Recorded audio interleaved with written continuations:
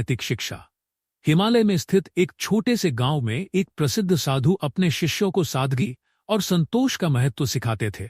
उनकी शिक्षा का उद्देश्य जीवन में सच्चे सुख और आंतरिक शांति का मार्ग दिखाना था।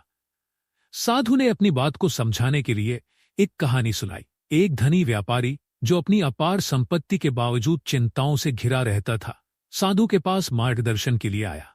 व्यापारी ने कहा, गुरुदेव, मेरे पास सब कुछ है, धन, शक्ति और वैभव, फिर भी मेरा मन अशांत है और मुझे जीवन में कोई खुशी नहीं मिलती। मुझे क्या कमी है? साधु ने मुस्कुराते हुए व्यापारी को एक साधारण मिट्टी का घड़ा दिया जो पानी से भरा हुआ था। उन्होंने कहा, इस घड़े को लेकर नदी किनारे जाओ और बहते हुए पानी को ध्यान से देखो, अपने विचारों पर मनन करो।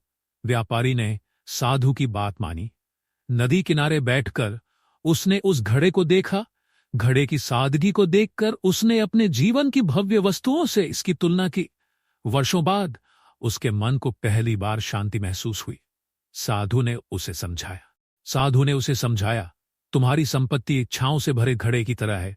चाहे तुम्हारे पास कितना भी धन क्यों ना हो, तुम्हारा मन और अधिक पाने के लिए तरसता रहता है। इससे शांति के लिए कोई स्थान नहीं बचता। सच्चा सुख पाने का रहस्य अधिक पाने में नहीं, बल्कि जो तुम्हारे पास है उसे संजोने और अपनी इच्छाओं को सरल बनाने में है। साधु ने आगे कहा, इसी तरह अनावश्यक आसक्ति को छोड़ दो और उन चीजों पर ध्यान केंद्रित करो जो वास्तव में महत्वपूर्ण है, रिश्ते, स्वास्थ्य और आध्यात्मिक उन्नति।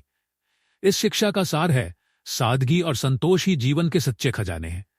भौतिक संपत्ति की तलाश में हम अक्सर छोटे छोटे पलों की खुशी और एक शांत मन की सुंदरता को नजरअंदाज कर देते हैं। जटिलता अशांति लाती है, जबकि सादगी स्पष्टता और कृतज्ञता लाती है। साधु की इस शिक्षा से प्रेरित होकर व्यापारी ने अपने जीवन को सरल बनाना शुरू किया, अपने परिवार के साथ समय बिताया और आध्यात्मिक साधनाओं का अभ्यास किया। धीरे धीरे उसने वह आनंद और शांति महसूस की जिसकी उसे वर्षों से तलाश थी। यह साधु की शिक्षा हमें याद दिलाती है कि जीवन में ठहरें, विचार करें और सादगी को अपनाएं ताकि एक संतोषजनक और अर्थपूर्ण जीवन जी सके।